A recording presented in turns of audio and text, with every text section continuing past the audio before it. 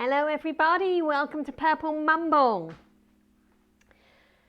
Live streaming again today. We've got some exciting stuff going on. Happy Easter, or Hoppy Easter to everybody. Thank you for joining me. What was it we made last time? Let's have a little chat about what we made last time. Oh, thank you for the host fluffy cheeseburger. Green Thai curry.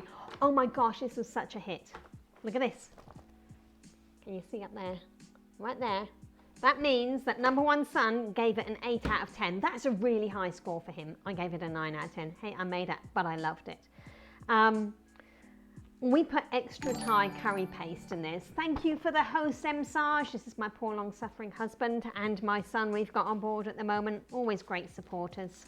I should mention straight away, because I'll never be forgiven if I don't, Sarge is a live streamer. He writes his own songs, he sings his own songs, he plays guitar, and he also does some covers. And number one son live streams, and he's been learning to play bass guitar, which he's been doing on his streams, and he's picked that up really, really quickly. And he also live streams some video gaming, which I can't understand why you'd want to watch that. But hey, lots of people enjoy it. So if that's what you're into, go ahead and have a wee peek at Fluffy Cheeseburger and Sarge. So it's their fault that I'm into streaming, and they're my tech supports as well, because I really don't know what it is that I'm doing when it comes to this whole computer stuff. I'm more into the office side of things rather than the streaming side of things. So yeah, they're my backup, and they'll be modding for me today. Probably Sarge will be doing most of that.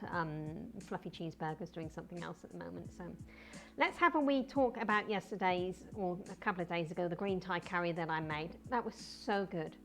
So I had some leftover green Thai curry paste from another recipe that I'd done a few days before. And I dumped that into this recipe that I had with my Kai box, my food box that came through for me. Hi Bob, yes, good to see you again. Thank you for joining. And I'm just talking about the green Thai curry that we made. We put that extra green Thai curry paste into the recipe, and whew, it was hot, but it was really, really good. So I whipped up a broccoli soup with the leftover broccoli stalks that I had with that, and that came up really, really well. So we had some of that yesterday for our dinner, and I've frozen the leftovers. So, you know, my freezer is absolutely chock-a-block full at the moment. Bob, yes, you had to come. Oh, thank you for joining us. It's lovely to have you on board. So I've already washed my hands. Let me just go grab a stool, because I want to talk for a little bit. So my apologies for the farty stool.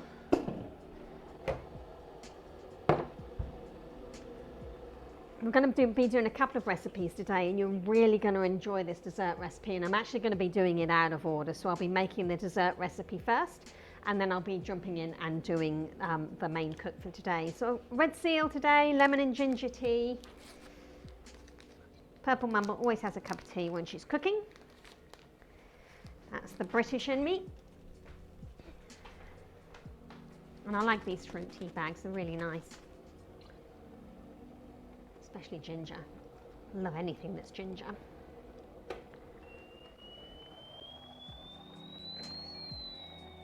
Nice cup of tea. So can you hear that music playing in the background? Is it too loud, too quiet? Or is it just right?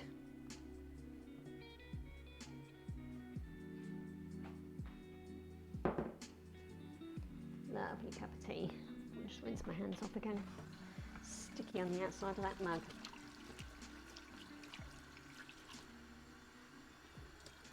What's that on my sink? Rinse that away too. Right, so yeah, so that green Thai curry, definitely go out, get the ingredients, have a look at my YouTube channel, or go into my Twitch, and you'll be able to click on the link and it'll take you to the recipe. Definitely get the ingredients and make that green Thai curry. That was an absolute hit with number one son. The flavors in it, the colors, just superb. Really enjoyed that recipe. So today we have got Dan Tempeh noodles, and so this is something that I made a couple of years ago. We found our local supermarket at Easter doesn't make well, they do make as well, but I'm not keen on regular hot crust buns. I don't like the raisins and currants that they put inside of them. I'm not overly keen on them. So our supermarket started making hot crust buns that had chocolate chips in them. So they did chocolate buns with chocolate chips inside. And those are really good. And then a couple of years ago, they started making brioche buns with chocolate chips inside of them. Oh my gosh, they are so good. So here we have some, left a mess there. Here we have some that I've left out. And you can see my brioche hot cross buns, and I've left these out all day. They're fresh when I picked them up from the supermarket yesterday. But I've left them, or a couple of days ago, I've left them so that they can go a little bit stale, and you'll understand why later on when we get around to cooking those. We're going to be cooking that first because it needs to go into the oven. And we'll be doing the Dan Tempeh noodles second. But I will just run through the ingredients for this. So if you're planning on making this today and you don't have everything in stock, maybe you have someone within your house that can pop out and get the extra ingredients. So we need some vegetable oil. I've got some canola oil set aside here. A couple of cloves of garlic. Now I've used up all the fresh garlic that they gave me with my food box. So there's minced garlic, which is what I prefer to use anyway. A red chilli, so there's my red chilli. Some soy sauce, so my favourite soy sauce that I've got here, which is a nice thick soy sauce.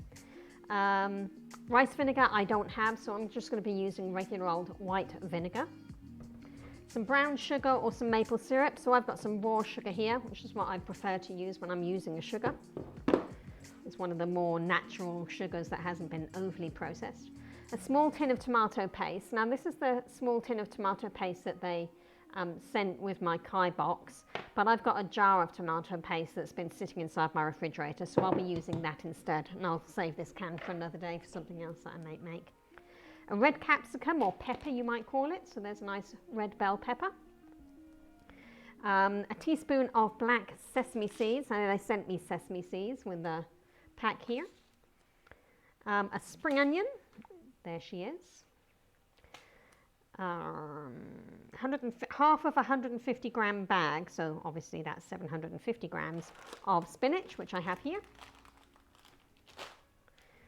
1 package of rice noodles. So this is the rice noodles that they've sent me, but I had this inside my pantry, so again I'm going to be using what I've already opened up, and this one I'll save for another day.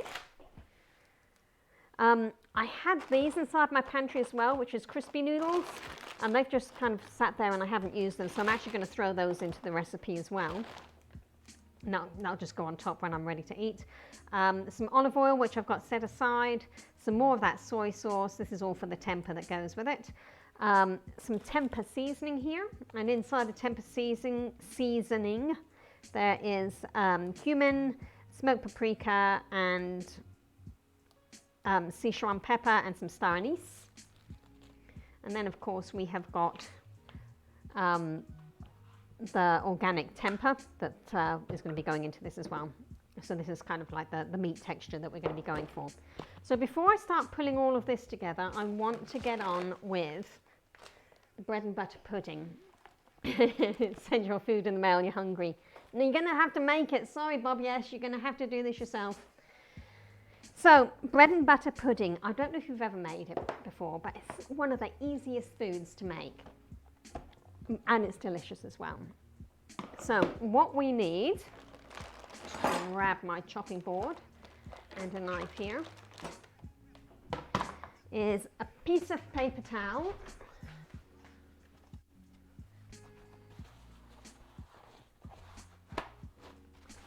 There we go. And that's so I can butter my oven-proof baking dish. So we'll just measure this one up. I'm kind of playing this one by ear. I'm just kind of throwing the ingredients in. I don't really have a recipe for it. I just kind of play it as I go. So this is about 20 centimeters square, which is about 8 inches, thereabouts. And we'll see how much food I can fit into here. I've got some butter. I could use vegan butter for this, but this is by far not a vegan dish. So I'm just going to use regular old butter because it's good in this dish. I'm just going to lightly grease my dish, and this will just make it easier to remove the bread and butter pudding after it's been cooked. And this is going to be cooking for about between 30 and 40 minutes, I think it'll take. If you don't have a small benchtop oven like mine, you need to pop your oven on at about 180, which is about 360. What's double of 100? No, 380. Yeah, double of 180. Yeah, no, 360. Yeah, if you set your regular Fahrenheit oven to 360 or to 180 if you have Celsius or centigrade oven. So there's my dishes already buttered. And next thing, I want these hot cross buns. So there we go. And what we're going to do is just slice these.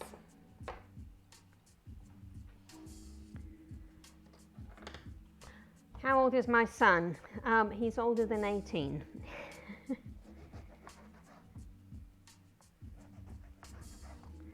So I'm just going to slice these into 4, I think.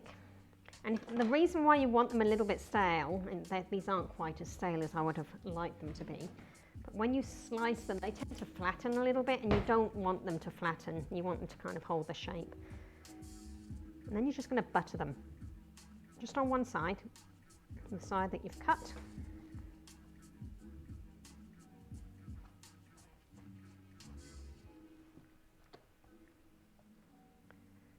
My kitchen's quite cold today and that butter's quite hard. You get your baking dish. Shall I put this onto a big camera for you so you can see what we're up to? Big food. The big food shot.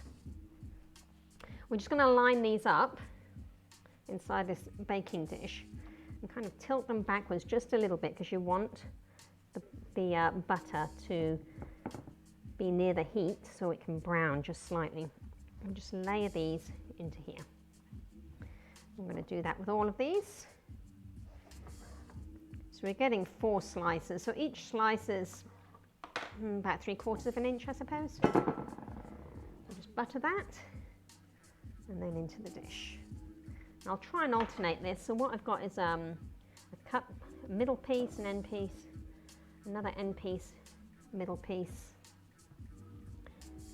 an end piece.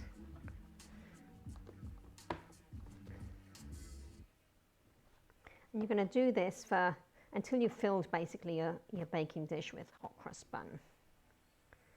So this recipe is an Old English recipe.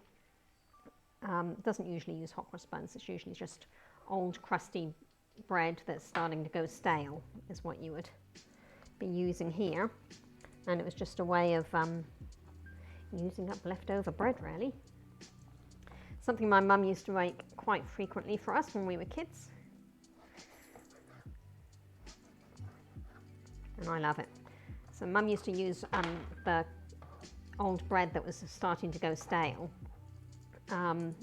But she used to put currants and raisins in it, and as I mentioned before, I don't really like currants and raisins. So as a treat, sometimes she'd use dried apricots, and I like that a lot better. I'm also not a fan of cinnamon, and some people tend to put that inside their bread and butter pudding. I just buttered that on the wrong side, never mind. So this one we're going to start off a middle piece, then an end piece, and a middle piece, and an end piece. I think this is just going to fill this dish up just nicely.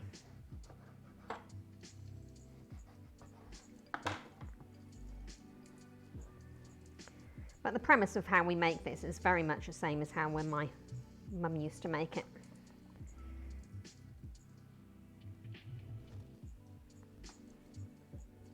I'm just going to keep buttering these up. As you can see the chocolate chips that are inside this, just yum.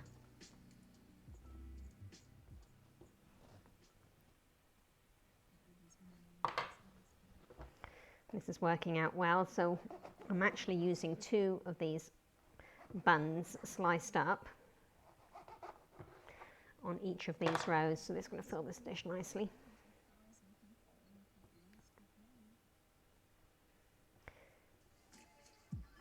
I don't think hubby had this until he met me. Am I correct, hubby? It was back in the UK and we were living there, and we'd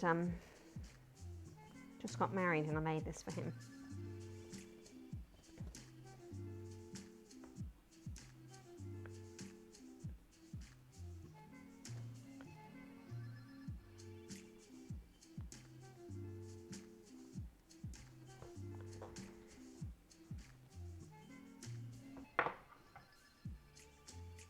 And then this last one will go in. And then we can get on to making the custard for it.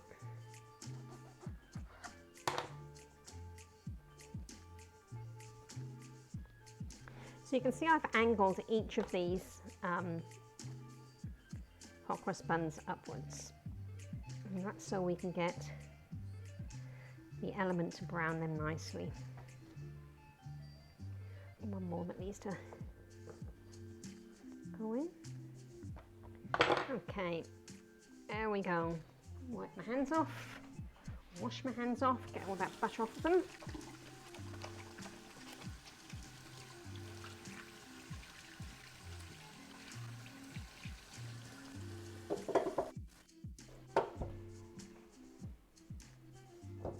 Okay, oh look, it's the chocolate chip has escaped. I'm going to have to eat that. What a shame. Let's cover that butter back up. So now we need to make the custard that goes onto here. So in my measuring jug, I'll use this one. I need a couple of eggs, so we'll break those in first.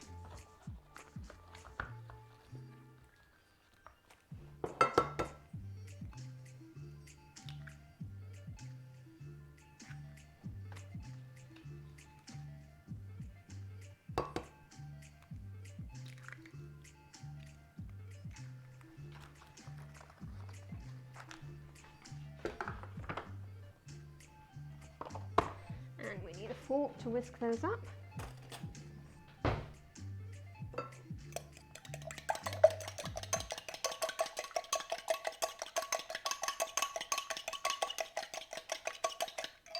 Right, now generally I would put milk and cream into this recipe, but I don't have any cream, so I'm just going to use regular old milk.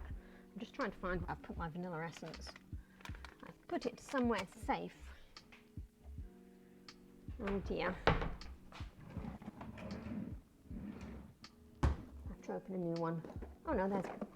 It's hiding. Right, so in here we've got those 2 eggs. I'm going to put about a teaspoon of vanilla essence into here.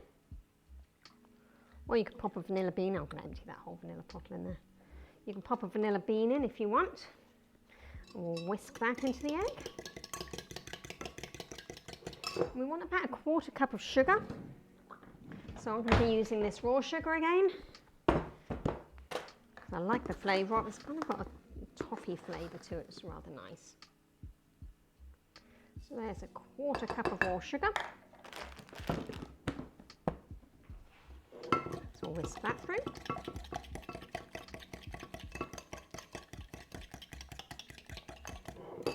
And then we need a couple of cups of milk. So you could use a cup of milk and a cup of cream.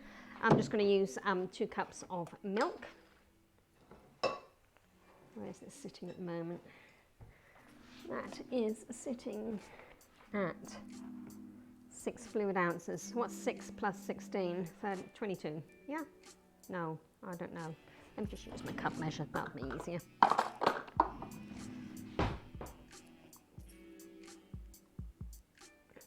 You know what I think I might do? Because I'm using milk and not cream. Cream cooks up a lot thicker, so I think I might just add another egg to this,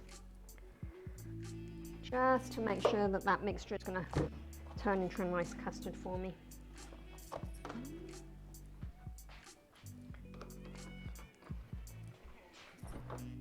I'm going to break the egg into this cup because you can bet your bottom dollar if I don't, then it would be an off egg and I'll be throwing the egg into it. Nope, that's good.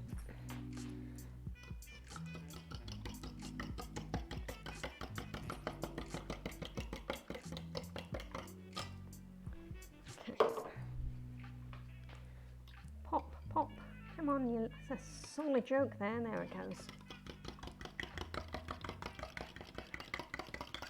So this makes like a custardy base. And it's going to soak into these hot cross buns or these chocolate brioche that I have here. Sorry about that. Cleaning up a mess and sending the camera flying. So in here we've got, oh, you know what I'm going to put in there as well? I'll put them in later. So this is 3 eggs I've used because I'm using skim milk. Generally you'd use cream and milk, a mixture of the two, but I'm using skim milk, so I've popped an extra egg in. So 3 eggs I've got 2 cups of skim milk. You can use a cup of whole milk and a cup of cream, or you can do what I'm doing. Just if you're going to use skim milk for the whole recipe, I would say add that extra egg just to help this set nicely. I've got a 1/4 cup of sugar in there, a teaspoon of vanilla essence, and we're going to pour this over. You know what? I like ginger. I'm going to pop some ginger in there as well.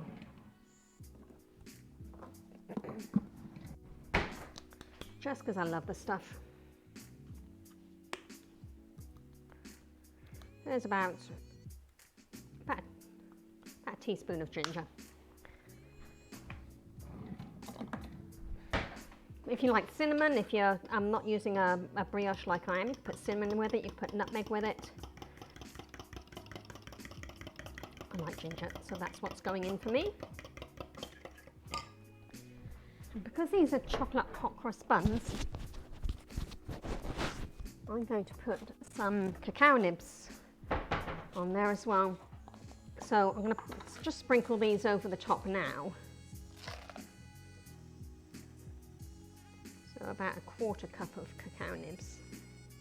And that'll just add to that chocolatey flavour.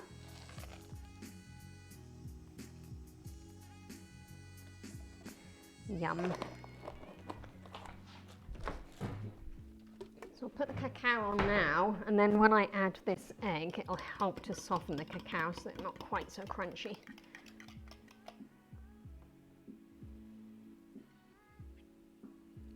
I just pour the custard mix all over those hot cross buns, or brioche, or bread, or whatever it is that you're using.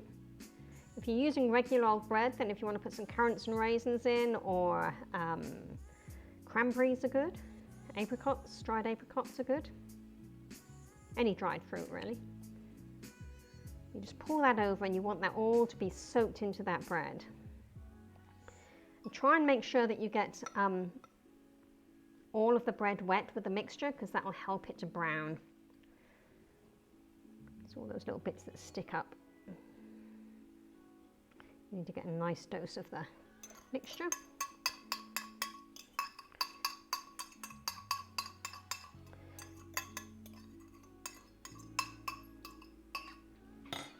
Right, I'm just going to rinse this jug out because I'm going to be using this to make some custard to go with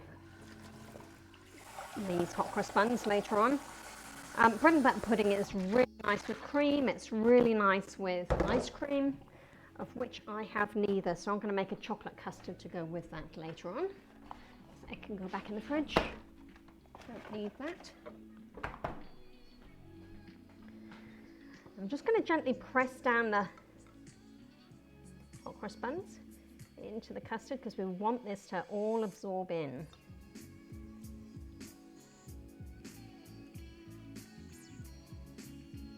So yep, there's butter in with this. All of the hot cross buns have been sliced up and buttered. So if you're using regular bread, of course you do the same thing with regular bread. Or normal hot cross buns, you're just going to slice them up and butter them. Hence why it's called bread and butter pudding. There is absolutely nothing healthy about this, but it's Easter, so yeah, why not treat yourselves. So you can see everything has been dipped below that custard there.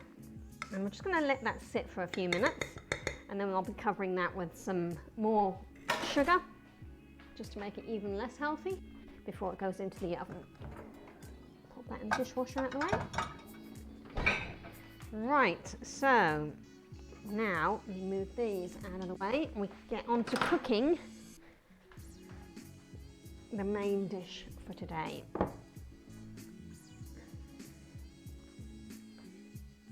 Clean up the mess a little bit. Chopping board, a quick wipe down. Doesn't need to be super shiny. We'll get a good wash down at the end of the day. So, got ginger all over here.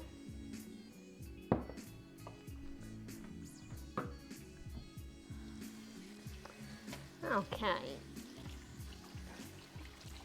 So yeah, happy Easter to everybody. I guess those of you that are now waking up, it'll be Easter Sunday.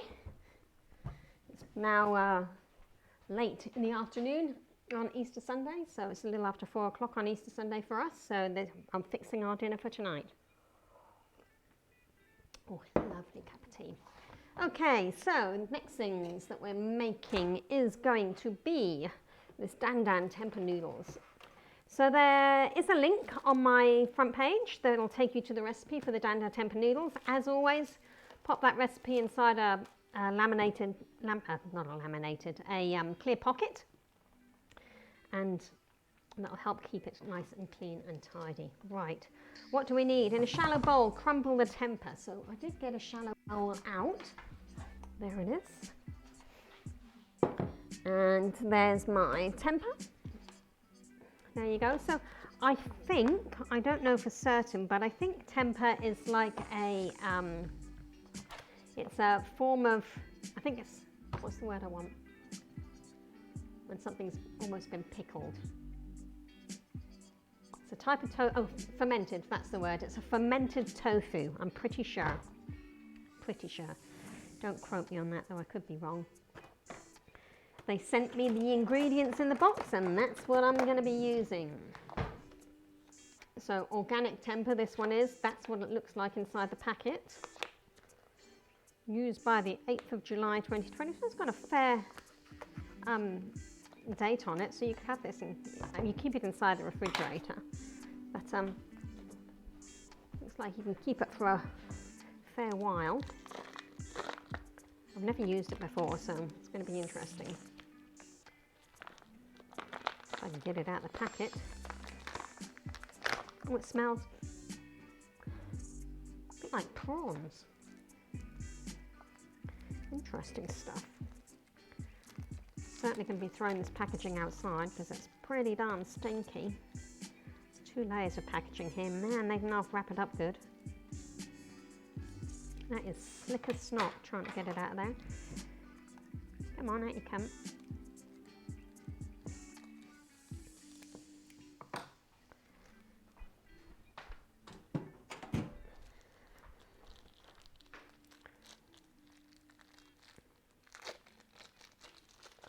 That is really interesting.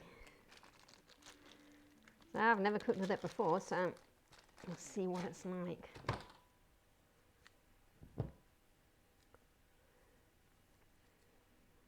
Yeah, it's a strange texture. Right, crumble with your hands or use a fork. You can also use a food presser to help you make the crumbles, but don't let it go for too long or you will have a paste. No, I think I'm just going to use my hands actually. It's quite hard to break up. 7:30 a.m. Hey. Thank you for getting up, hubby.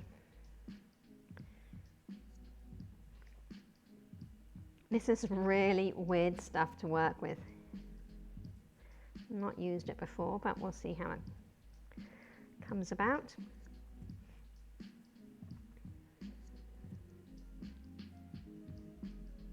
It's definitely got like a fishy smell to it, but I'm sure that will change as I'm cooking with it. Geez, I'm not even a quarter of the way through crumbling this yet. Gasping for my cup of tea. Yeah, the Easter Bunny came to our house. Didn't leave anything for me though. I think the son got a couple of eggs, of which he let me have one, or a bite of one.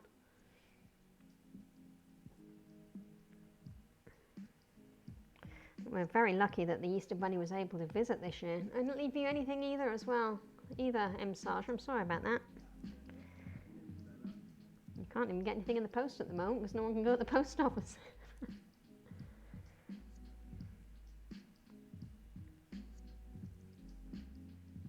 Let's crumble with your hands.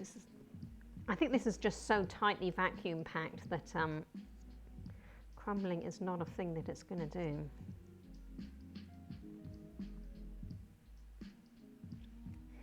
Different brands might be a little bit easier to crumble, but this one most certainly isn't. Once the tempeh resembles a minced texture, so I guess it's probably a little bit thicker than minced, but yeah, no gloves. My hands are washed. Whoopsies. And I tell you what, if I've got COVID-19, so has my son already, and we're the only ones that are going to be eating this.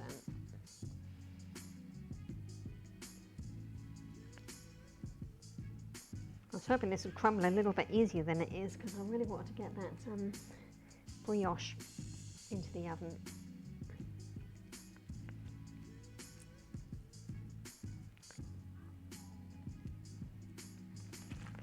All right, we're halfway. We're getting there, peeps. If I can just get it out of the bag.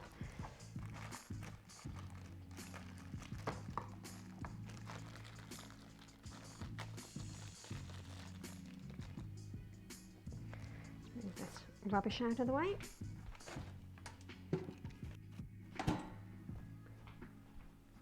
You know what? I want to get this brioche into the oven. Otherwise we're going to be sat around waiting for it to cook. We'll go back to crumbling that tempeh in a second.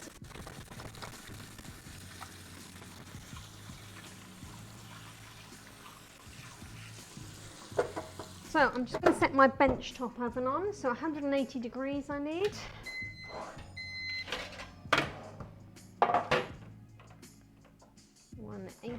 And I'm going to set that for about 40 minutes. I'll just come back and show you what we've got here. So this is the start of the bread and butter pudding, and I just want to sprinkle some of this raw sugar on top. And that sprinkle of sugar will give a lovely crunchy texture. So I'm probably going to be sprinkling about another 2 tablespoons, I suppose. I've got a teaspoon measure here, so we'll see how much it takes. You don't want it too thick, but you want enough that you can get it to brown.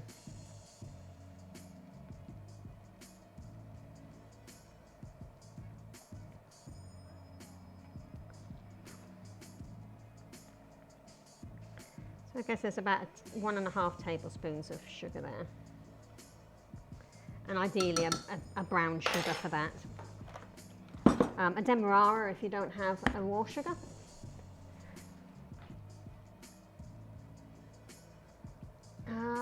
What else do I need? Where's that fork that I was using a wee while ago? There it is.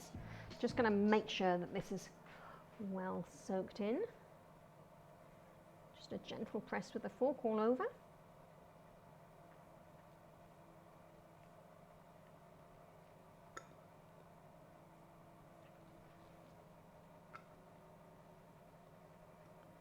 And that is ready for the oven. So this is just perfect. This is the way you want it. You want that egg mixture. Oh, thank you for the host, Bob, yes. You want that egg mixture to soak into the bread, but still have the bread protrude out over the top. So you don't want a custard layer that's kind of floating on the top here, because then this bread isn't exposed enough to crumble, exposed enough to cook and brown up and go crispy. So this is just perfect the way it is here. So I'll pop this into the oven.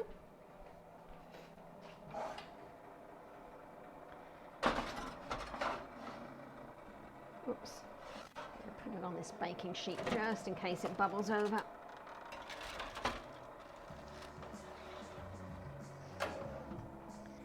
And I'll set the timer on that for 30 minutes if I can find where I've put the timer. Where did I put that timer? I'm sure I got it out. Put it somewhere safe. Okay, anybody see the timer? Got so much stuff on my bench at the moment.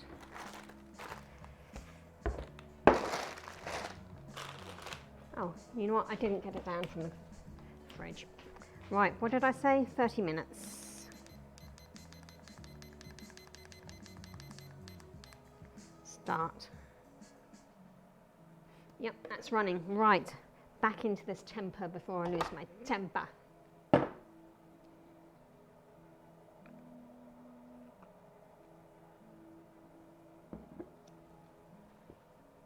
Okay. Right, back in to this tempeh. We're more than halfway now, so not much longer than we can get into making this dan dan tempeh noodles. I've never made a dan dan meal. I've never eaten a dan dan meal, so if you've tried one, let me know about it, because I have no idea what this is going to taste like or what it's supposed to look like. Well, other than the picture here. I've never even seen this on a cooking show. You know, you watch those recipes on TV. Yeah, so I see you're talking about fluffy cheeseburger here. No, he's not had a brain surgery. He's had brain injuries, 3 of them in a short space of time. And one of the reasons he's not needed surgery for those injuries, thank goodness. One of the reasons that we're trying a vegan meal is as part of Son's recovery, he's been seeing a chiropractor, and the chiropractor is very much into, whoopsies, this is why we put covers on these things, is very much into natural food and natural remedies for healing, and he suggested that we try a vegan diet for a while. So I've never cooked vegan or intentionally cooked vegan before, so I didn't know what it was that I was supposed to be doing, so I've been practicing with this. We can trade gloves for food. You've got plenty of gloves there, have you, Bob? Yes. There it goes. Nearly done. So what does it say after I do this? That's just the timer starting on that oven. It's got to temperature, so that's good. Add the soy sauce, sesame oil, and tempeh seasoning. Okay. Nearly there. I tell you what, you need some strong fingers to dig through this. What a nightmare.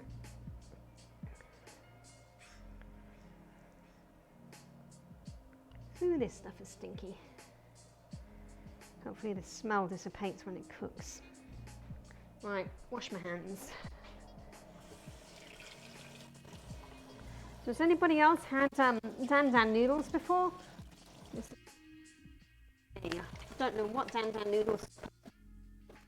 I'm saying dan dan, that it's possibly a Vietnamese or Asian recipe.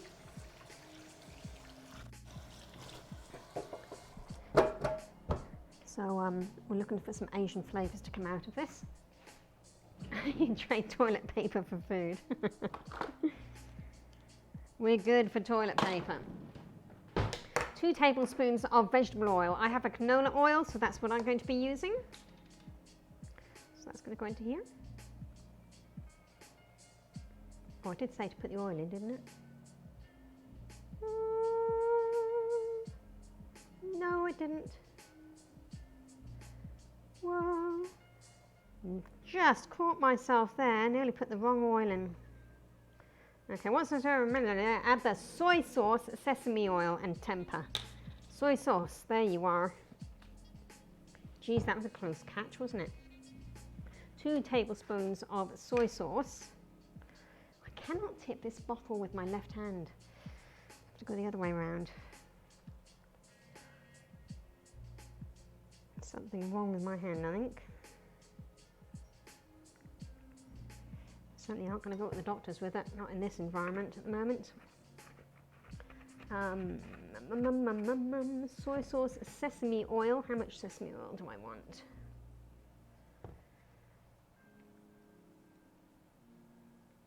Doesn't say how much sesame oil. Oh, down there. 1 tablespoon of sesame. Oh, you know what? I think I might have put. Oh, we'll see. Sesame oil. I think I wasn't supposed to put that much soy sauce in. Yeah, I was only supposed to put 1 tablespoon of soy sauce in. Oh well. Ho hum. 1 tablespoon of sesame oil. I'm going to have to buy some more sesame oil, I'm nearly out. It does add a lovely flavour, so it's, if you have it, use it. If you haven't got it, use something else, but go out and buy some for next time, because it adds like a nuttiness to anything that you're cooking. It's quite nice. Always wipe your bottoms off on your bottles before you put them away.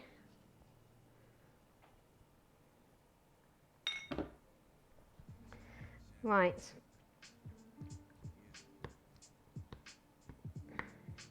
Soy sauce, sesame oil, and the Tempeh seasoning. Here's my Tempeh seasoning.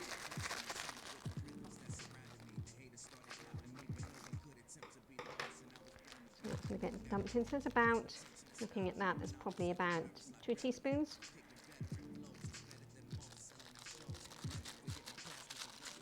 Which is Chinese 5-spice, cumin. Okay, this is exactly what's inside of it. It's a 1/4 teaspoon of Chinese 5-spice, a 1/4 teaspoon of cumin, 1/4 teaspoon of smoked paprika, and 1 teaspoon of Szechuan pepper, and 1 star anise. So those ingredients that I've just mentioned are on this recipe at the bottom of the recipe. So if you need to get yourself some Tempeh seasoning made up, that's how you do it. So the recipe link is on my page.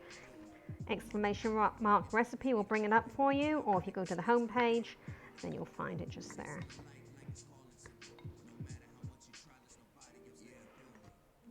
Actually, it looks quite nice, doesn't it? And it doesn't smell fishy anymore as well, so that's good. It's that extra soy sauce probably that I added in there by mistake.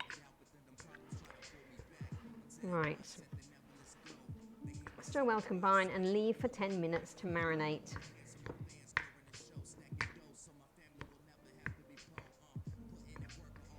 So that can just sit aside here. Right, so next thing we're going to want to get a fry pan. There we go. And you know what, before I do this, because I know that, oh no, I will. I'll do it this way around. Do it the way it says it, Linda. Add a frying pan, add the oil. So this is why I want the 2 tablespoons of vegetable oil. So I'm going to guesstimate that because I've used a spooner. Oh no, I'll get the measuring spooner. 2 tablespoons of vegetable oil. 1, 2. Wipe off your bottle, wipe off your bottom.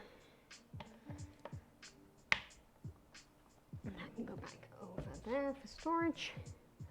The garlic and the chilies. So I want 2 cloves of garlic minced. So I'm just going to guess. Here's my jar of minced garlic. 2 cloves. Now, Son and I like garlic a lot. So there's 1 big solid rounded teaspoon. So all in all, there's probably 2 decent teaspoons inside there.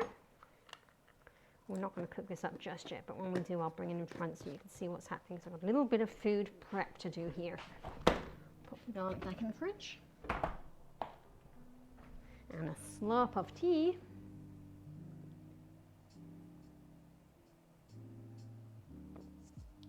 Oh, you're having a ham and pork roast for an Easter dinner? That sounds delicious. Is that what you're going to be making? Are you cooking that up yourself, Bob? Yes? That's very adventurous. All right, so chilies. Here's my chili. Here is my knife, which I shall give a wee sharpen up to. Make number 1 husband happy.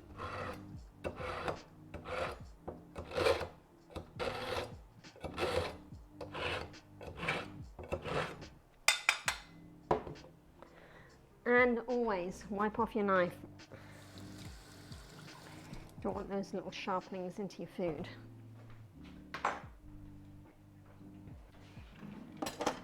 So we've got a red chili here. The smaller the chili, the spicier it is apparently. And what do they want me to do? 1/2 to 1 red chili, finely chopped. Use more or less chili depending upon heat preference. Well, we like it hot. But I will take the seeds out because I like hot, but I don't like knocky sots out hot.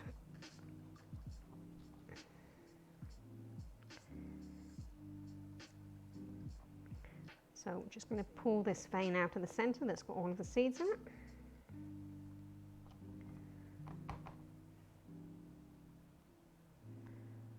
washed the pepper off in the sink before we came on to air, so that's cleaned and ready to go.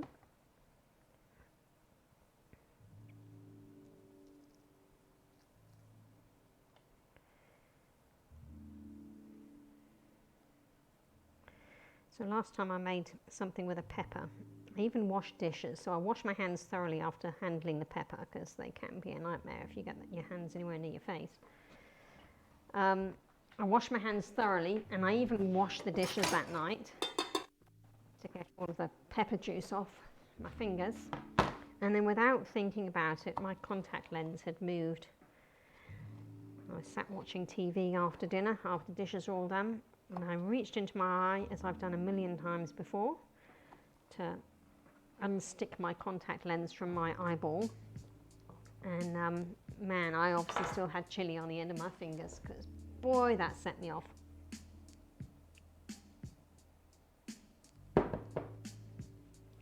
Okay, so I'm going to put all of this chili in without the seeds. I can do hot, but I can't do the seeds hot.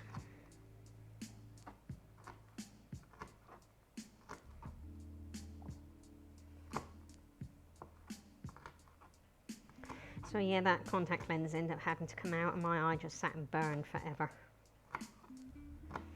Got my nose running, my eye was streaming. Okay, so frying pan, add the oil, garlic, chilies.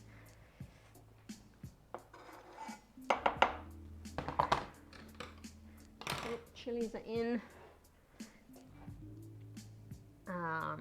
And fry until fragrant, and then add in the red capsicum. So there's the capsicum. This has been washed as well. This is the whole thing going in here. 1 red capsicum sliced. So best way to do your capsicum, cut it in half, but don't go through the stalk. So if you just go around your capsicum like so, or your pepper, and then just snap it away from the stalk like that. Take it over to the sink. Pull out the seeds with your fingers and the vein from inside. Give it a tap to knock all the seeds out. She's good to go. This side as well. I'll just show you how easily this, so you can see this side's still got the stalk in it. Just push it forwards and it snaps off really easily.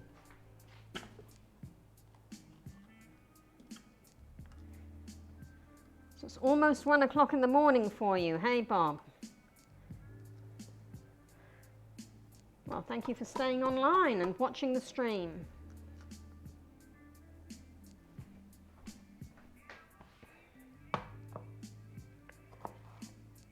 I'm just going to slice this pepper up. Now you can see just here where that stalk is, I will chop that out as we get to the edge of it. So there's the stalk, out of their way. I just don't like that little spiky bit that's on the bottom of it. Now, I think this is going to cook up quite quickly once I've got these ingredients prepped. Yeah, it's only a 20-minute cook, so it shouldn't be very long once we get the pan going. Trying to get the veggies prepped ahead of time because I think it's going to be quite a fast throw it in kind of a deal, so everything needs to be ready just to be dumped in. And the good things about Asian cooking is you get your ingredients prepped ahead of time. The cook itself is actually very, very quick.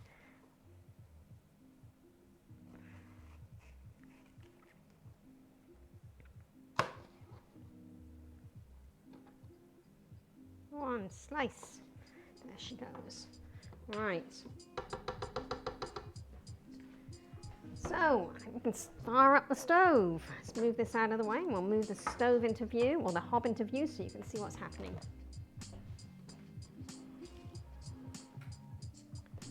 Things you do for me, hey Bob, yes. Okay. Right, let's see if this is going to work for me. Yes, she is. Awesome. We put my extractor on because I think it's going to get pretty steamy in here. And I need my spatula to move this around. So lots of garlic. We've got the cooking oil in here, some peppers, the red chili pepper and a couple of teaspoons of garlic. Use this recipe so I can see it. Have a quick peek inside at this bread and butter pudding, see how that's doing. Oh, that's looking good.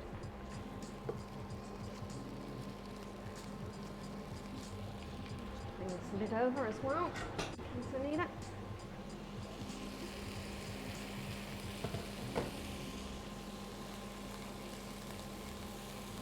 Alright, turn that heat down already because that garlic's popping off all over the show.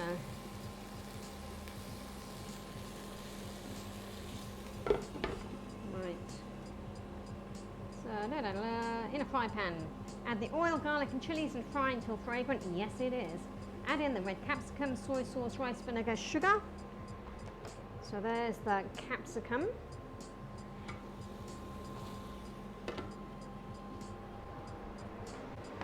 I'm only going to put 1 tablespoon of soy sauce in here because I accidentally put 2 tablespoons of soy sauce in that other recipe, in the recipe for the tempeh.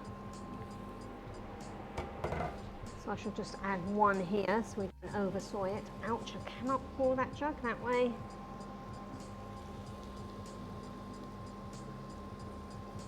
Okay. The soy sauce. 1 tablespoon of rice vinegar.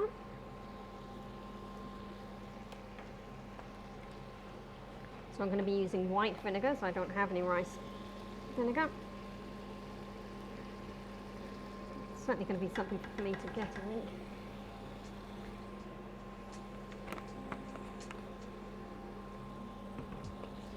Stir that through. Gosh, it smells good.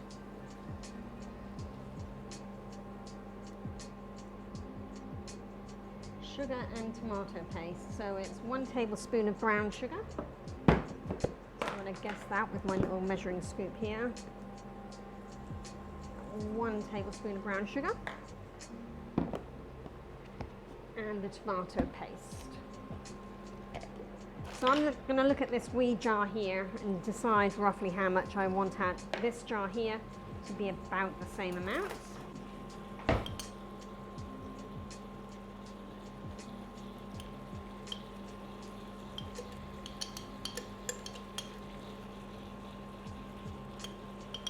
I might as well just use that whole jar up.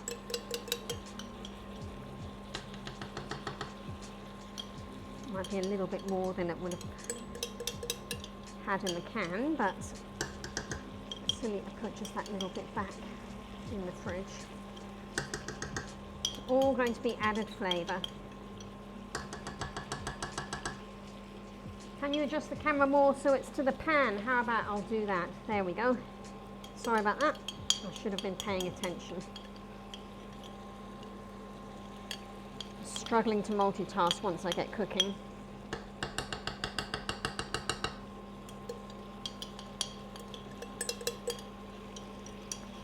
With a skinny spatula really to scrape this jar out. I don't like to leave stuff inside.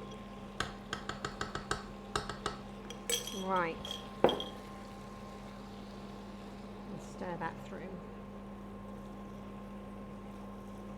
Stir for about a minute, it says. See if I can stir and drink a tea at the same time.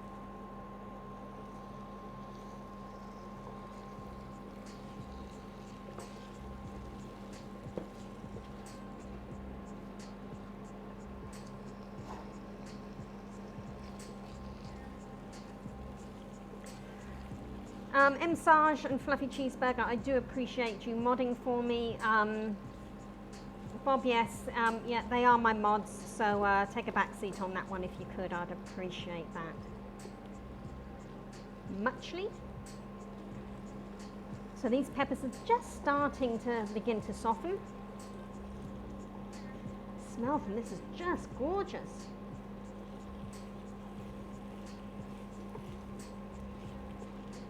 Right, so then after this we add the tempeh. So in she goes. So this has been sat marinating for a short while.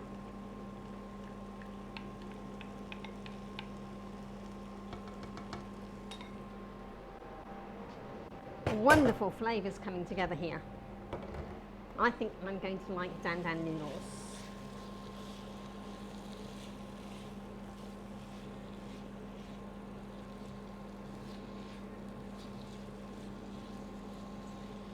So I've still got to do these rice noodles. These still need to cook. So let's have a quick read of what needs to be done for that. A large pot of boiling water, add the noodles and cook for 5 to 6 minutes until tender. So I'm just going to fill my kettle up with boiling water, with cold water, so I can bring that to a boil. So these noodles will cook a little bit faster. So if I had a double induction, I could have that pot going on another shelf, but I don't, so we'll just have to do it this way and make do. So I'll pop my noodles into a pot ready to go.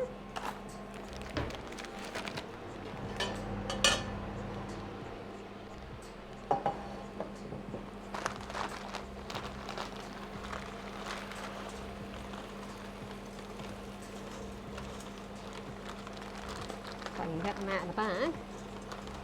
Come on, out you get. Everybody in the pot.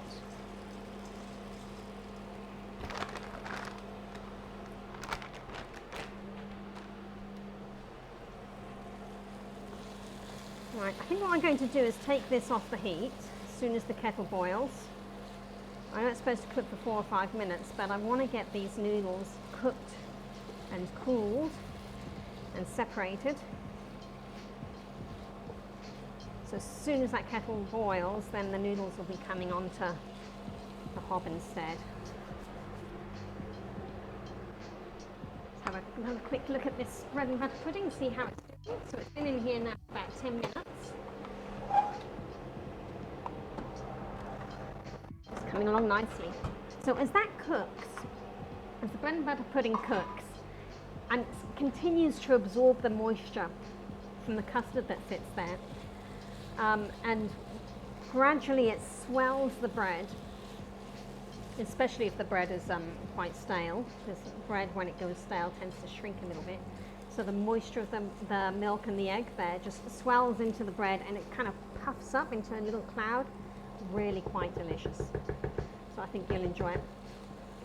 If you've never had bread and butter pudding, please do make that recipe, because one of the easiest things to make in the world, but the flavour is just delicious and it's always a hit. If you're cooking for somebody else, bread and butter pudding, always a hit. Unless of course you're gluten intolerant, then I don't know how well it'd work with gluten-free bread. That's not something I've tried. And these rice noodles, I'm going to try breaking them in half because it's ricocheting everywhere around my kitchen. I do not want to sit in the pan. Okay, let's take this off. I'll just sit it over here out the way whilst I'm cooking the noodles.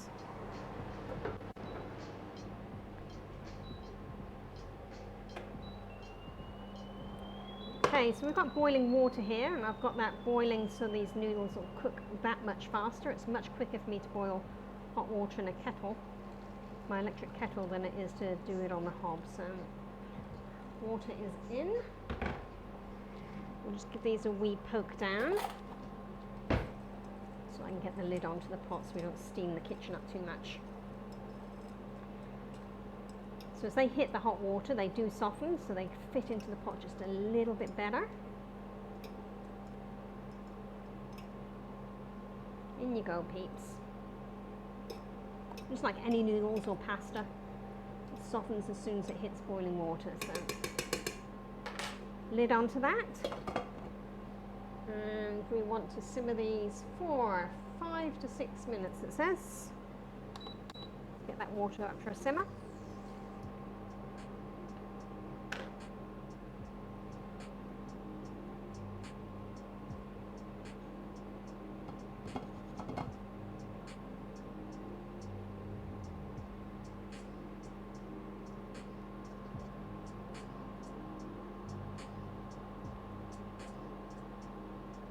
I used to think you could talk to the Nightbot. That's kind of cool. I wouldn't know if you can or you can't. I'm still a newbie. Right, so that's come to a simmer, so I'm just going to turn this heat down on here. My timer's actually got 5 minutes left on it from how long that Tempeh was supposed to sit, but never mind.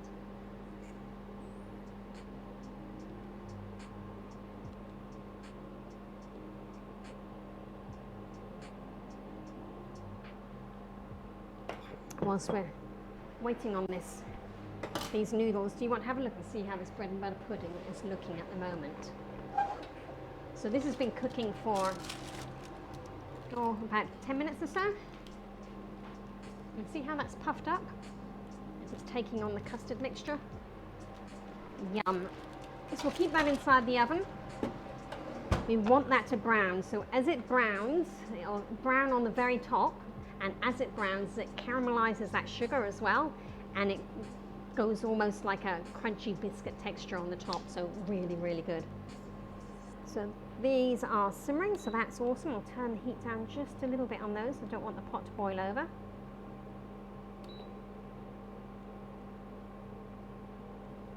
Right. Now then, we need to make, because I don't have any ice cream and I don't have any cream, I'm going to make some custard for this bread and butter pudding as well. So we slide the noodles out of the way and you can see how we pull a custard together. So I've got my custard powder here. Need a tablespoon. That one is too big. That's 1.5 tablespoons. Actually, no, that'll do. This is a 1.5 tablespoon measure here. So I want 2 tablespoons of custard powder. I've just got a home brand label. Bird's is the best if you can get a hold of Bird's custard powder. 2 tablespoons of that.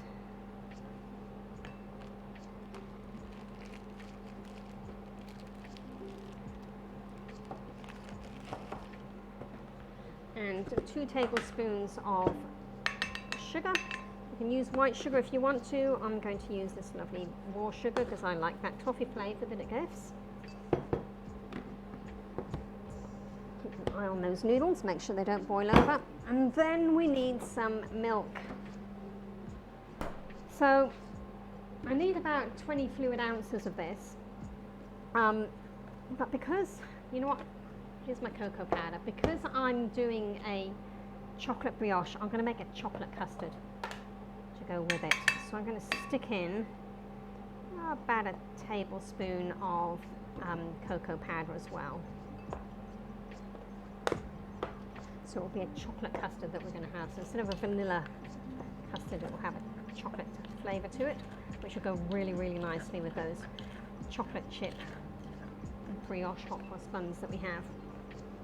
So I need to add about 20 fluid ounces of milk. Any milk that you have is fine, but don't dump it all in at once. You can see I've got a measuring jug here. I'm going to make my custard inside the microwave. It's one of the easiest ways to make it. You're a lot less likely to burn it, but you do have to watch it as it's cooking. The minute it starts boiling and simmering, it will rise up inside the jug. So if you're planning on cooking yours inside the microwave, then make sure you've got a microwave safe jug. So mine is Pyrex, so that will go in the microwave just fine. So yeah, don't dump all of the milk in at once. This is a bit like when you're cooking with corn flour or cornstarch. You want to add a little bit at a time because otherwise it's going to go lumpy. So you add some, stir it in, add some, stir it in, and just making sure that you don't have any lumps as you're going along. And also have a look, if you've got a glass jug, best thing to use is have a look at the underneath of the glass jug. So I'm just tipping it underneath so I can see. Sometimes some of that flour or custard powder gets stuck to the bottom of the jug, and you'll be able to look under and see what pieces are still pale that still need to be stirred in. And this is the jug that I use to make the custard mixture to go with the hot cross buns. I just literally just rinsed it under the tap. So I want a total of 20 fluid ounces, which is almost 3 cups of milk.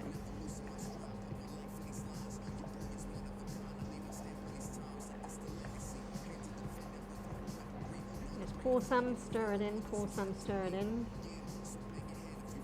Struggling to read the measurements on my jug here. It's an old jug and the measurements are gradually wearing away. Oh, I can see where it is. 20 is just there. You know what, I'm going to add a little bit more milk.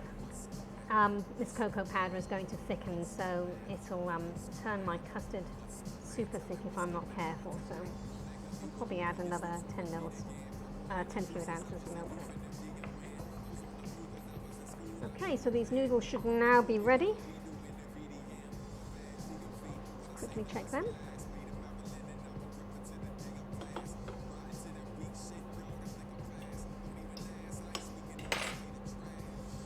Yep, they're perfect. Okay, so this can come off the heats. And we're going to strain our noodles through a colander. So I'll put the big picture on in the kitchen so you can see what's going on over here. And most of the heat that I'm making is now going to be switched off. So through a colander with those noodles. Whoopsies, try not to fall them all over the floor. Run some cold water over these, because you don't want them to stick. And I'm going to sit that colander back into the saucepan, so these will sit in cold water, but remain inside the colander. So there we go. Clean up that mess that I just made. Those are cooling down nicely now. And so the reason you're putting them into cold water is to help release some of that starch, and it will stop the noodles from sticking together. And they'll get heated through pretty quickly when you put the sauce over the top. So perfect. Oh, this is all coming together nicely. There's only 11 minutes left on that. Perfect. So there's my custard mix. So this now needs to go into the microwave. We're going to run it for 1 minute at a time. Now I will put a cover on the jug just in case it spits and splatters. Hopefully it'll contain the mess. 1 minute at a time. So the first couple of minutes you can get away without having to watch it too closely. But after those couple of minutes you need to keep an eye on it. When it starts to get hot, and each time you stir it, you need to be aware of what the temperature's doing. As it starts to get hot, you need to kind of stand beside the microwave and watch what's going on, because the minute it starts to boil and starts to rise inside the pan, you need to turn that microwave, inside the pot, you need to turn that microwave off, because if you don't, you're going to get a horrendous mess. Excuse me whilst I just tidy up my kitchen a little bit, put the stuff away that I don't need anymore.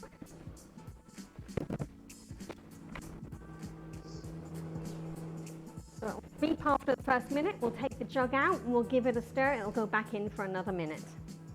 And then we're just going to go on 1 minute increments, stirring between each minute. All right, there's the first minute. Bring a placemat over. So checking the temperature, it's still quite cool. It's only just off of room temperature, so there's a fair amount of custard here.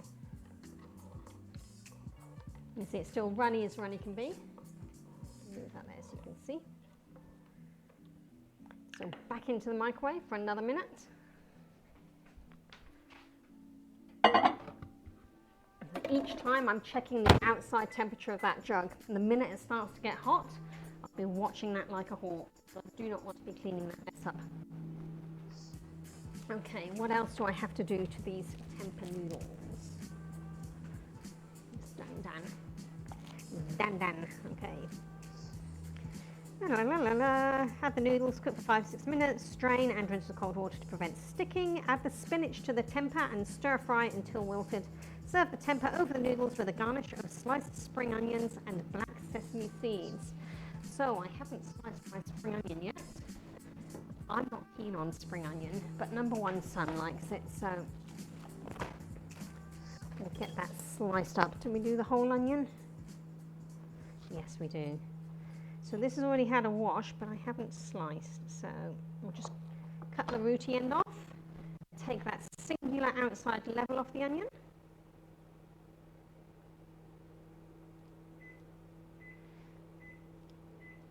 All right, beaked again, so out comes the custard.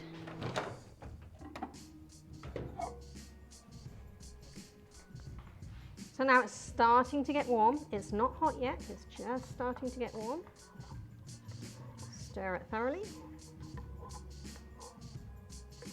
And I can feel the very, very bottom, you can't really see it, but the very, very bottom of this is starting to thicken. So make sure you scrape the bottom of that jug with your spoon to get any of those bits off the bottom. You don't want them to stick in place there. All right, back in for another minute. A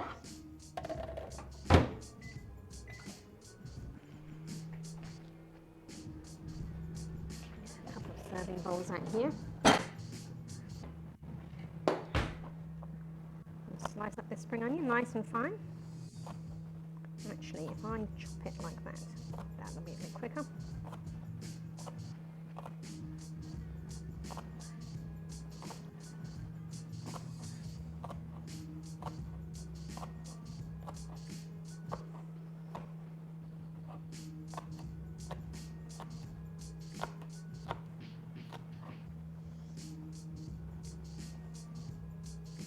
There's no reason why you can't eat the green of these onions, so keep chopping until you get to where it's started to wilt. So there's kind of the wilty bit up there, so I'll chop this up as well.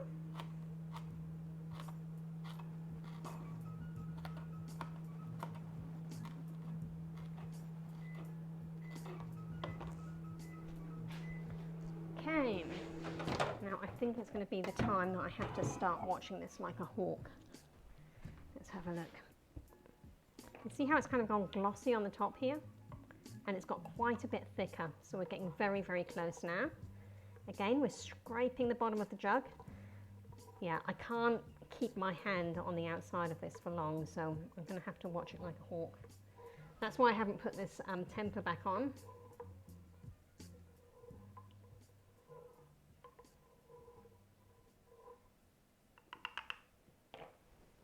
I want to be able to watch this. So we're going to put it on for another minute now, and I'll be watching it this time. Take my cup of tea over to the microwave.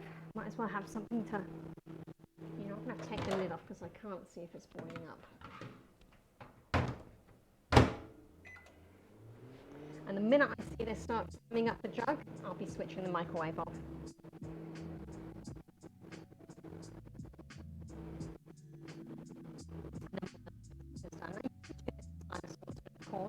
Custard the old-fashioned way, but it's a lot cleaner, a lot easier, and I think it's faster to do it this way. You don't have to stand over it stirring forever like you do if you're doing it in a saucepan.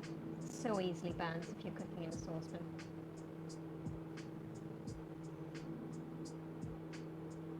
I might need another minute after this. We've got 18 seconds left. It's not coming up the sides of the jug just yet.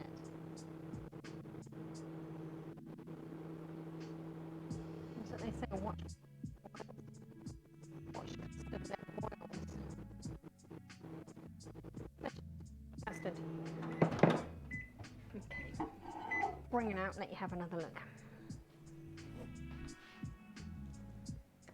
Getting glossier on the top again. Another stir. It's way too hot for me to hold the sides of this jug now. I'll burn my hands.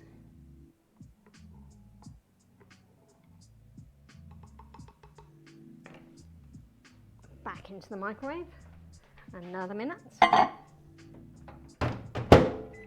Don't be tempted to stick it in for 3 minutes and then come back to it. You need to be stirring between each minute, otherwise you're going to find that it goes globules down the bottom of the jug and it doesn't mix through properly.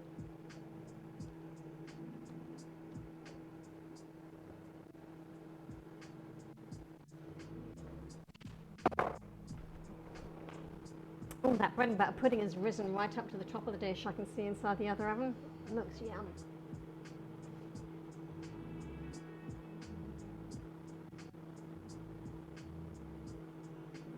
Likewise, if your custard has got thick enough to make you happy, you don't want it any thicker, then you don't need to wait for it to bubble up and come up to the top of the jug as you're microwaving it. The longer you cook it, the thicker it's going to get. So. And if you're not going to use it today, or if you're going to use leftovers tomorrow, you'll find tomorrow it's become a lot thicker and it'll be more like a blancmange than a custard. I want this to still have some degree of pourability to it, so we can pour it over our dessert. You can See, it's really starting to thicken up now. I desperately want to show you how this hot cross pudding's looking.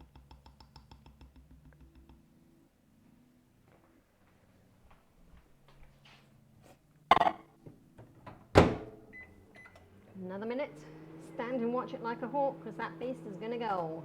And I do not want that mess inside the microwave.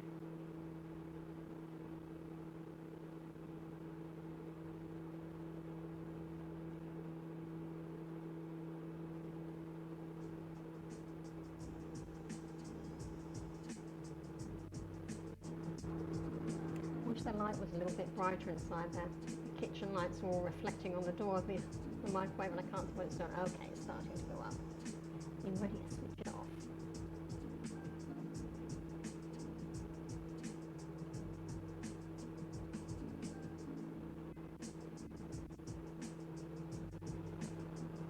There she goes.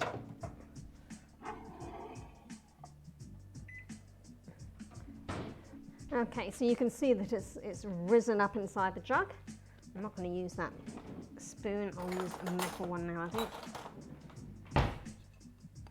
Just perfect. So give it a good stir. Make sure you're scraping the bottoms and scraping the sides, because that's what will have thickened up first.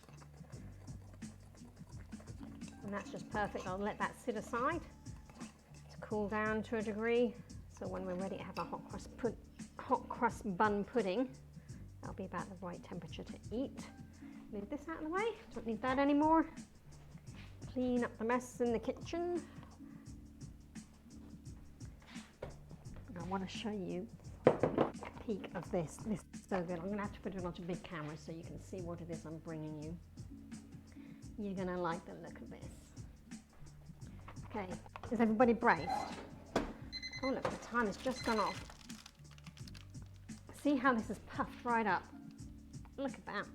That was only about half deep in the dish when we put it into the oven, and it's puffed right up now. I'm going to give that another 10 minutes because I want that to brown some more and caramelise. So put this back on. There she goes. Right, let's get on to finishing off this Dan Dan Tempeh. So we'll put this back on. Doesn't like it when I do that, does it? I'm going to have to unplug it and start again with it.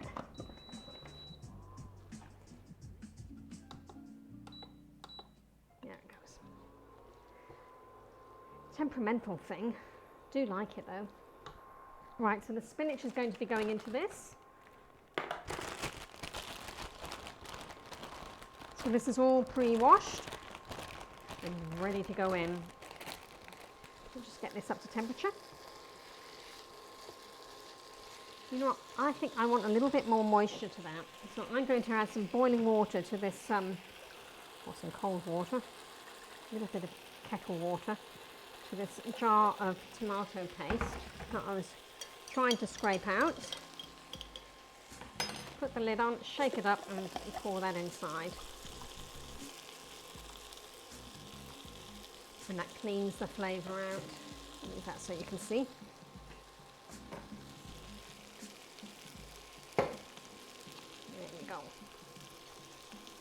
Smells delicious. So there's that additional tomato paste flavour, and I've not thrown any away with that jar, so that's always a good thing. Doesn't that look nice? And in goes the spinach.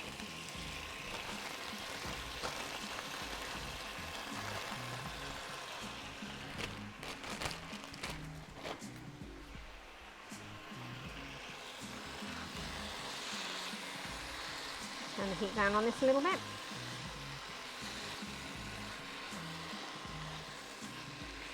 We just want that spinach to wilt, so we'll pop the lid back on. And we'll serve these noodles up. So, as I've mentioned before, we tend to get,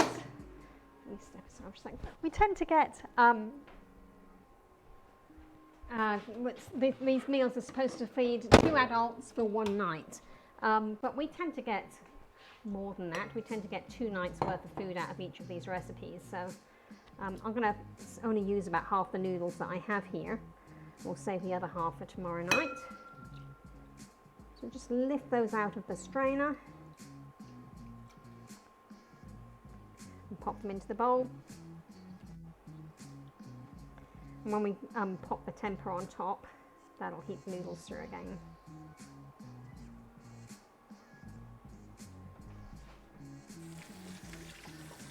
Oh, that bread and butter pudding looks amazing. I think number one son's going to enjoy that. So there's my noodles.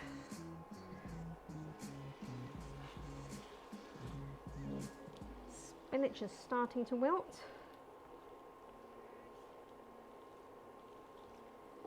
Just grab a serving spoon for this.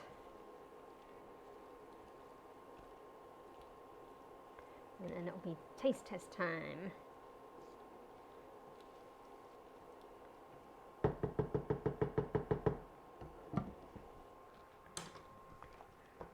Get a little bit more of this stuff out of the way. Bit tight kiwi. I need to get my small custard powder. I'm nearly out. So that's going to go on my shopping list. Where is my shopping list? I need to start a new one. Oh no, I don't. There it is. Write it on the list whilst I think of it. Custard powder. If you don't have custard powder, you can always just get one of those vanilla pudding mixes, but it's just not half as nice as making nice custard up. Or you can make custard from scratch, which means using eggs and vanilla essence and all kinds of other bits and pieces. Oh, look at that. What do you reckon? Does that look good or does that look good? I think if I was to do this again, I would probably cut those peppers in half lengthways. So they're more that size. Oh, hello Coyote Husky. Thank you for the follow. Have you seen what we've been cooking today? So I've not made this before. This is brand new. I've never made a dan anything. So this is a vegan recipe that I've got with my food bag. Oh, I can't open this up. I need a pair of scissors. So I've got some crispy noodles here that I'm just going to, they've been sat inside my pantry and they need using. So I shall be sprinkling some of those on top, just for good measure. And a serving spoon here. Now I think when Fluffy Cheeseburger sees that I'm starting to serve, he'll probably appear.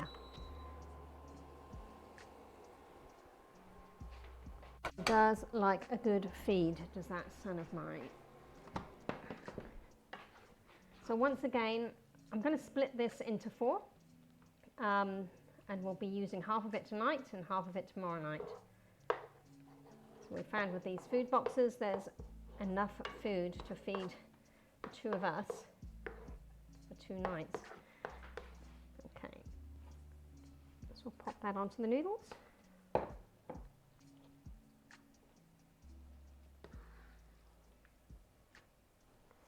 Actually, I'll give them a little bit more. Maybe we won't get 2 nights worth out of here, we'll see. We might have to stretch it with something else tomorrow night. Okay, so we've got tempeh in place without me losing my temper. Boom, boom, I made a funny. Move this out of the way. And onto here we will put some of these crispy noodles.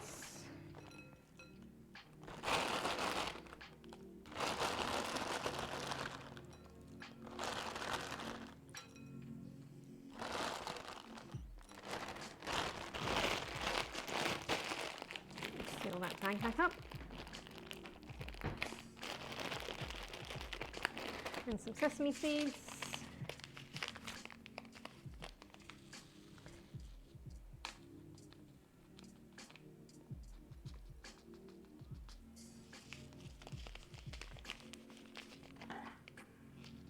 And some spring onion for number 1 son.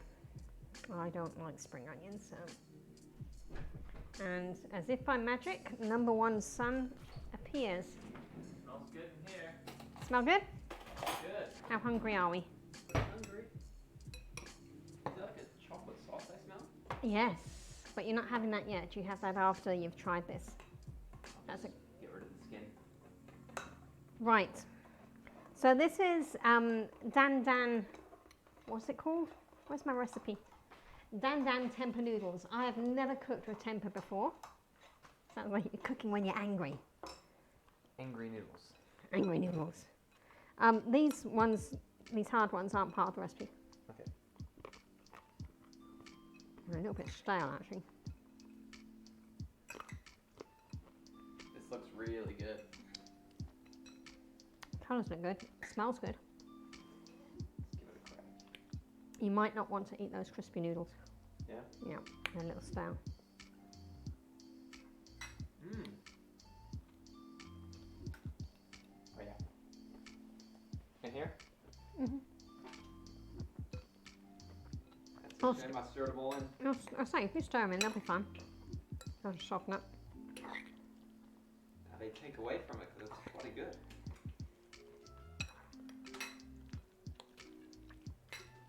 Yep, this is good. This is This is very good. It's making that sound. You know what would be good in here as well? Is some sweet corn. And some meat. Got tempeh. This Soy. is pretty good.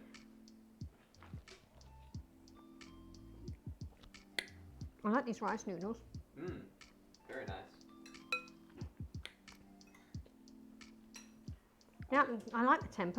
It's got a like a meaty texture to it. It does. Terrible mistake throwing these in. They really take away from it. No, we'll know for next time. No crispy noodles. Certainly not stale crispy noodles. There we go. I think I got rid of almost all of them. You really don't notice them once they're stirred in. Nope. You're throwing it on the floor. And on myself. Oh no, not in your pants. So what do you reckon? Fluffy cheeseburger? I need to reevaluate.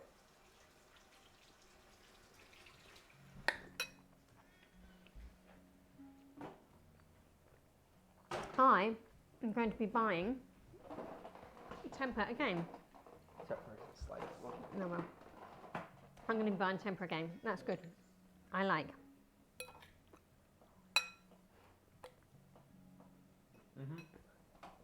It's like a mint substitute. It's got a nice chewy texture to it, doesn't it? Like meat. Look at the size of that piece. Gee. Which is very slippery. Okay, let me have a look in here, because I think we might be. Oh my, look at this. Check that out. Sizzling. I'm going to let it cook for just another couple of minutes. Holy macaroni, she's a beast. So, yes, we're looking for a score now. I really like this tempeh. I like the noodles. I'm not an entire fan on the noodles. I think with the, what's the bigger, meatier ones? Oh, these are rice noodles. Udon noodles? Oh, udons. Udons? I think with udons it'd be really nice. I agree. I'm not a huge fan of, I like rice noodles, but not with this. I give this a solid 8.5. And if it had udons in it? If it had, like, significantly more chopped up capsicum and more sauce. Yeah, that capsicum just needs to be cut in half. Nice strips. 9. Sorry, my nose is running now. Tempeh is made from soybeans, although various beans, whole grains and flavourings are often added as well. Excuse me, I have to blow my nose. Can you just mute me whilst I blow my nose?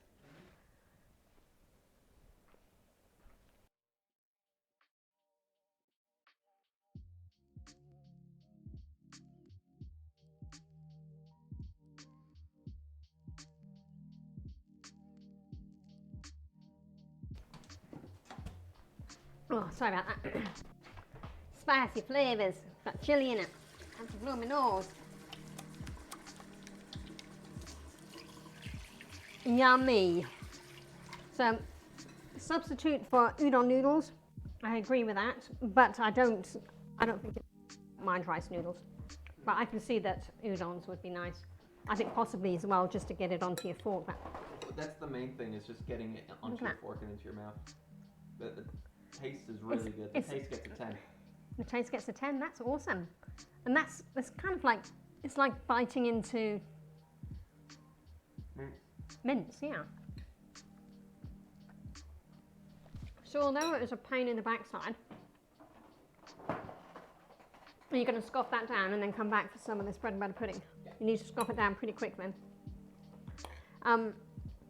Yeah, although it's got rice noodles in, I still like it. And that tempeh, although it's vacuum packed really, really tight and really hard to break up. I'll make it again. I've got it all over my chin, running down my face. Yep, you learn something new every day. So hubby, you should be able to get this where you are.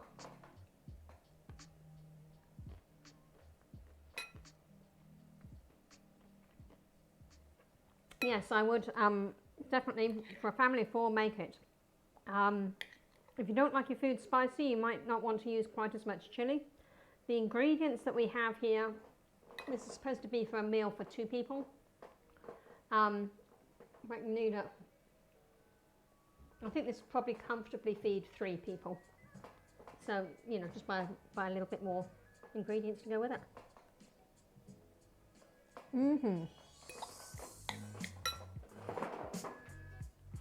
That is good.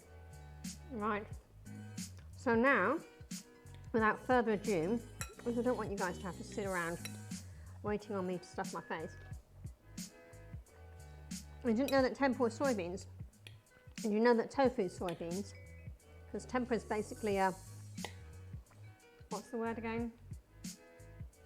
Not fortified, not pickled. It is tofu.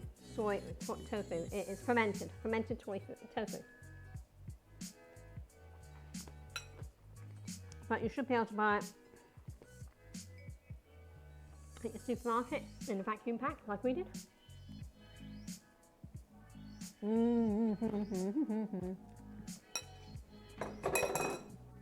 That's so good. Right, I think this bread and butter pudding is just about ready to go. I need to get some heat protection over here. I'll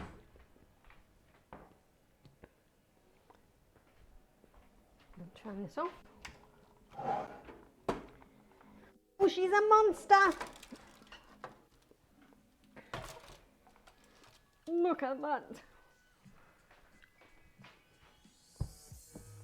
Right, so as it cools, it's going to settle back down again. And you want it to cool off a little bit. Yeah, he's gone off eating. He'll be back. I guarantee you he'll be back. Because he's not going to turn down bread and butter pudding that's made with chocolate hot cross bun, brioche hot cross buns.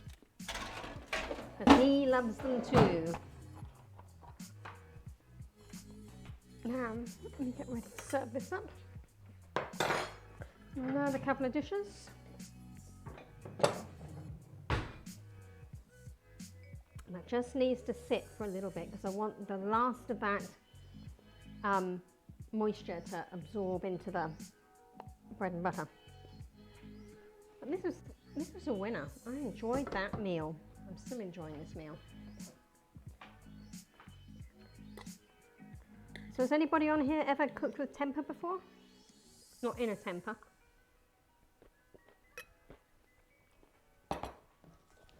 I'm going to get rid of the rest of these noodles, they're not that good. These are the crispy noodles.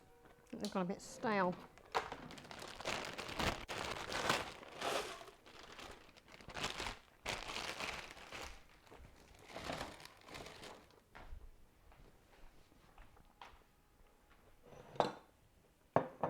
Right, shall I go in? I think it's time. Go in for the kill. Yeah, I threw him out.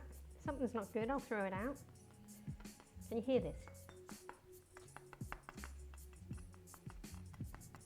See how it's kind of springy? And how it's all swollen up? Normally I'd put them in a spoon. No, they're a little bit too far gone for that. So the brown sugar, you can see, is hardened and caramelized just a little bit on the edges. The brioche has taken all of that custard inside and it's swollen up as it's absorbed the custard. We've got some little cacao nibs around here, which I thought that would be a nice little addition since these are chocolate hot cross buns. And I'm going to dig in. So the minute I dig into this, it's just going to go a bit like a souffle. And here comes number one son. I hit a lump of licorice. Licorice? Yeah, there's licorice in there. Really? Yep. And I still taste it. Well, there you go. Who knew? There you go. You want some licorice? Wow. That's nasty. It was so good up until then, and it was right at the end, this big lump of licorice. I don't know where licorice has come from because there's no licorice flavour in there.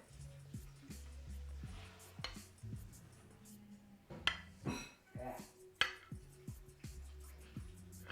It's right at the end as well. It's so good, and then oop. Well, I think this will sort you out good and proper.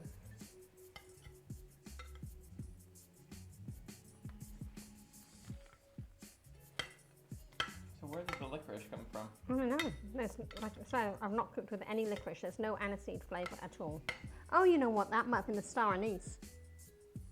Star anise. It might have bitten into the star anise. It's one of the flavourings that comes with it. Ah. Yeah, it was just a big lump of licorice. You like me, I don't like licorice either. I'm glad it was in your bowl, not mine. It was just... Oh, this one's undersized, look. I'm going to have to steal some from the other one and put into here. Just a little bit, eh? Just that much. Yeah, that's about fair. Right, shall I move that out of the way? So I didn't clean that floor up very well. It's sticky down there, son. Right, put that over there. We need a couple of spoons.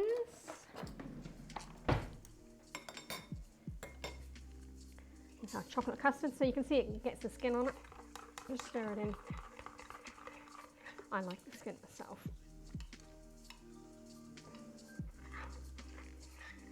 There you go, star anise is a plant that tastes like licorice. Okay. So we've got chocolate custard over it. So, like I said before, you can have this with cream or you can have it with ice cream, but I have neither. Well, I do have some cream, but I'm saving it for something else. So. Right. I haven't finished my first course yet, but for the sake of live TV, I'm going to get halfway through my main course and then go into dessert and start on the dessert and go back to the main course because I can. So this is chocolate chip, brioche hot cross bun, bread and butter pudding with chocolate custard. And cacao nibs. And it's going to be really, really hot. It's just out of the oven. Get your face in the photo, mate. Let's see what kind of a face you pull. I'm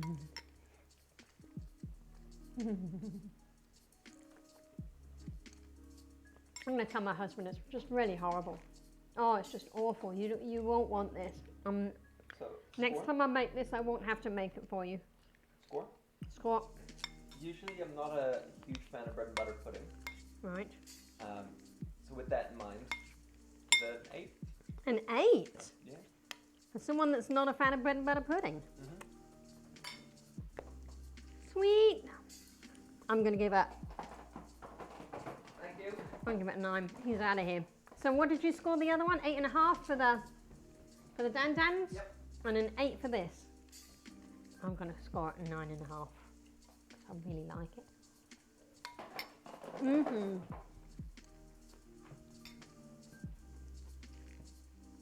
So there you go. Once again, let me put that onto a big shot for you. This is the lovely, hear the crunch on that. Just gorgeous. Chocolate custard. So this is chocolate chip, brioche, hot cross bun, bread and butter pudding with cacao nibs and a chocolate custard for the top. And it is lovely, lovely.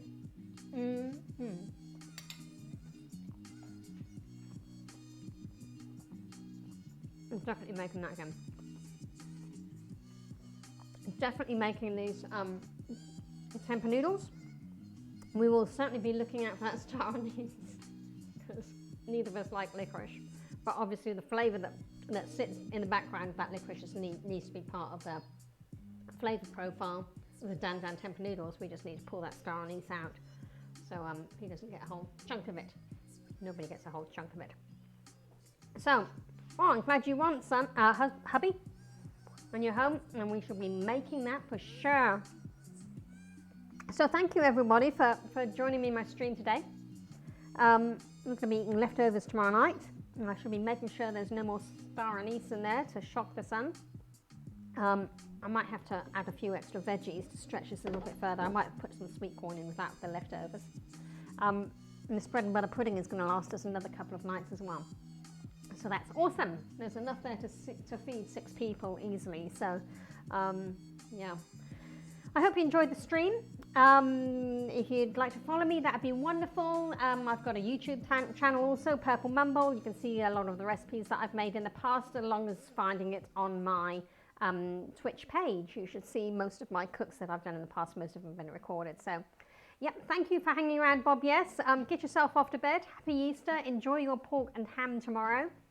And at some point, make that Dan Dan. Not bad. And the bread and butter pudding. Oh, just divine. So we are going to do a raid today. So let me see who I might be able to raid and see if I can figure this out for myself. Let's see who's online. Okay, Chef de Party's online. I think we should raid Chef de Party here. So bear with me for one moment. Let me see if I can figure out how to do this. Is it exclamation mark, peeps? Someone remind me how to type in what it is I got to type in. I don't know, I've got to do something. Oh no, I typed, is it raid? R-A-I-D / space and then Chef de Party. If I can take that out of here. Copy. And paste. Oh, it's not going to let me paste there, so let me type it in. CHEFDE P-A-R-T-Y. P-A-R-T-Y. Is that a capital C? Yes, it is. I better change that. Type /raid and then the name. Okay, so I did that wrong. So / then raid. Do I leave a space between raid and Chef de Party? Delete that. That needs to be a capital C. And there needs to be no space there. But there is a space there. Let me see if this is going to work. Enter. Oh no, it's telling me to log into Twitch. Ugh. Okay, hubby, could you do this for me? Because it's not liking the fact that I'm trying to do it for some reason. It's telling me to log into Twitch. So could you please set up the raid for me? I would very much appreciate it. Because it's not working for me. For some reason. Thank you, much appreciated. And that's just how I'd written it as well. So I don't know why it wants me to log in all of a sudden. So again, thank you so much for joining me, guys. It's been wonderful having you on board. Please give a shout out onto Chef de Party when you get there, and we'll catch you next time. Thanks, everyone.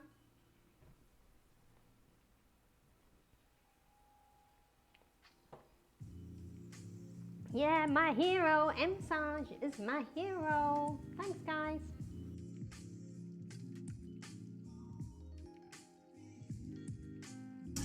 Do a squat. Yeah. Oh, Purple Mumble, what's up? Bob Eyes, what's up? How you doing? Thank you for the follow also, Bob. And the host. The trifecta. Do you need to cha-cha? She needs to, before she goes for like a long walk, she does, like, she's supposed to shake, but she's not. So she's on her, I'm doing my cat cows. She's on cat cows right now. Hey, what's cooking? Howdy, what's up, Sarge? Purple, what did you make tonight? That's what I want to ask. What Holly made tonight was macaroni and cheese and some fruit crumble. I'm in the midst of eating her creation because This is like the first time you've eaten my food in a long time. you never cook. I know. But even when I do, like that ratatouille I made, you never eat it. I don't like ratatouille, so why would I eat it? Just show me love. But yeah, it's reverse date night kinda. Back in the day, for like our first actual date, I made Holly macaroni and cheese and served that to her for like our first date. And so when we hit our donation goal, we got Holly to come do cooking, and then I think it was like Fluky and somebody else. Parish and Fluky both at the same time. Said you should get Holly to cook what you made for your first date, and I was like, that's a great idea. So Holly came up here and did that tonight. And it's something easy that I can cook. Yeah. It was delicious. Dan Tempeh noodles, nice vegan. First time. I really want to try tempeh. Actually, I want to put that on the list. Where would we get it? I think you can get it at a grocery store. I think Maybe. it's with the tofu. Is it? Yeah, I've never had tempeh. Okay. What about the movie? What about what movie? For movie like date night.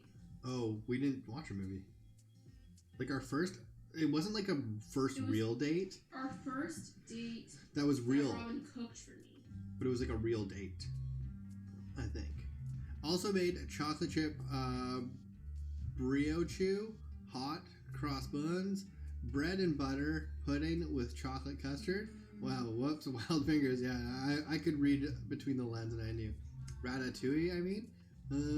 Do you like that, the movie? I've never seen the movie Ratatouille. Never seen Ratatouille. Never seen it. Which actually...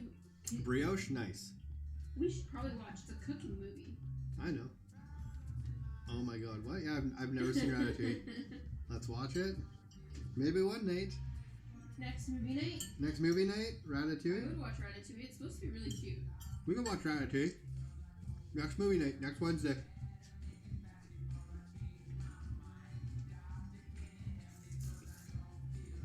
Is it Disney Plus? I hope. I don't It know. should be. It should be Disney Plus. Yes, yeah. I figured. So yeah, next movie night we'll do Ratatouille. But okay, so we kind of have to sit down also and figure out meal planning. Yeah. 'Cause I said, what was the last thing I said? Oh, meatloaf. Yeah, I put that on the list. Meatloaf. What else? I just said tempeh. Tempeh. So far If we can do tempeh. So far we have punishment rice. Good. No pulls this time. No pulls. Punishment rice. I also want to do your pasta salad.